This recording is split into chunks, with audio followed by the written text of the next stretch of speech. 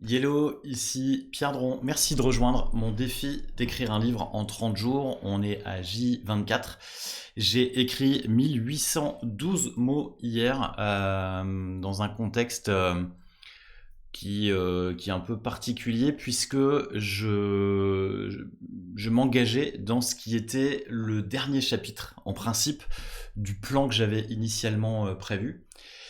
Et donc j'avais un peu de difficulté à m'y mettre puisque je me suis dit si j'écris le dernier chapitre, ça va être difficile de faire ce J30 et donc d'atteindre ce fameux objectif de 50 000 mots.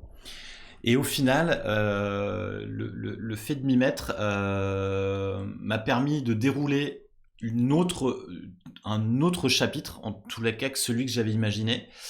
C'est exactement le même sujet, mais j'ai écrit sur un autre angle, une autre façon aussi d'écrire ce livre, qui serait finalement quelque chose à la première personne, en gros sur l'expérience que j'ai pu vivre sur un projet créatif, et donc de disséquer l'ensemble des étapes qui ont pu se dérouler. Et ce qui est intéressant, c'est qu'à partir de là, on peut arriver à tirer des enseignements, ce qui va m'amener à développer plusieurs nouveaux chapitres tirés de ces enseignements. Donc quelque part, je suis assez content du résultat, même si ça a été assez laborieux, assez difficile, mais pour une autre raison que je vais évoquer juste avec toi juste après. C'est qu'effectivement, le fait d'écrire sans forcément calculer auparavant t'amène dans d'autres directions. Le fait de ne pas avoir un plan hyper structuré te permet aussi de dérouler et d'aller chercher d'autres façons de le faire. D'écrire obligatoirement chaque jour, même si tu en as pas envie, même si tu n'as pas l'énergie, t'oblige aussi à finalement à prendre une autre approche, un autre chemin que celui que tu aurais imaginé si tout avait été entièrement préparé. Et je me répète vraiment, mais je trouve que cette méthode, elle est vraiment géniale pour ça, parce que effectivement, ça me permet de me pousser dans mes retranchements. Et c'est peut-être une sortie de ma zone de confort que je n'aurais peut-être pas fait si je m'autorisais pas cette possibilité d'écrire sans véritable enjeu d'une part et sans véritable non plus d'obligation de résultat. La seule obligation que j'ai, c'est une obligation de moyens, à savoir écrire 1667 mots par jour pour atteindre mes 50 000 mots. Et ça, c'est vraiment chouette. Je suis à J24. A priori, je vais finir avant le J30 mes objectifs de 50 000 mots. Et ce qui est intéressant aussi de voir, c'est que avec les autres buddies, les autres camarades d'écriture qui se sont engagés dans ce process, c'est que on voit certains qui arrivent à tirer et à y arriver, et en fait il y en a plein qui lâchent, qui sont à 25 000 mots, qui sont donc à la moitié, alors qu'en fait on est à moins d'une semaine de la fin du challenge, et qui à mon avis n'y arriveront pas. Et en fait, un des enseignements qui est aussi intéressant, que je note, c'est que si tu rates certains jours, si tu prends du retard dès le démarrage, t'es foutu, t'es mort quoi. Donc là, je suis vraiment content de moi pour ne pas avoir lâché. Il y a 2 jours où j'ai pas écrit, mais c'était un peu, je m'y étais préparé psychologiquement. Et puis voilà. Le dernier point aussi que je voulais évoquer avec toi, en tout cas ce qui s'est passé hier, et je pense que j'aurais pu aller beaucoup plus loin dans l'écriture parce que je me suis arrêté à 1800 mots en me disant ok, l'objectif est atteint, je m'arrête. Parce que il y avait deux choses. Il y avait un match de Ligue des Champions que j'aurais beaucoup aimé suivre, mais donc voilà. Donc déjà, c'est une partie de mon cerveau qui avait envie de suivre le match et ne pas écrire, mais j'ai quand même écrit. Ça, c'est plutôt une victoire que je me permets de te partager. Et puis l'autre chose, c'est aussi j'ai reçu un message vraiment pas sympa sur un de mes réseaux sociaux.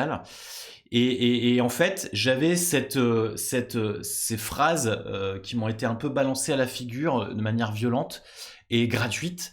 Et ça, c'est vraiment super difficile. En tout cas, pour moi, ça a été vraiment difficile. J'ai beau me dire que cette personne, elle est frustrée, cette personne, elle a sans doute des gros problèmes dans sa vie, Mais, mais je trouve ça vraiment, vraiment moche et vraiment sale de pouvoir noircir les journées des autres et de finalement de s'en tirer. Je trouve ça vraiment abusé et pour ça, je suis content d'avoir atteint cet objectif. Mais d'un autre côté, j'aurais pu aller beaucoup plus loin si effectivement j'avais pas eu ce retour négatif. Et ce qui est fou en fait, c'est que ce retour négatif, enfin c'est même pas un retour, c'est juste une réflexion enfin, qui est bidon quoi. Mais ce qui est fou, c'est qu'en parallèle, je recevais 5 ou 6 messages positifs. C'est sur des posts que j'avais faits, ou en tout cas sur le livre précédent. Et ce qui est dingue, c'est que je me suis focalisé uniquement sur le négatif. Je me suis pas du tout focalisé sur le positif. Et si tu as lu Remarquable, mon premier livre, tu sais ce que ton cerveau te joue.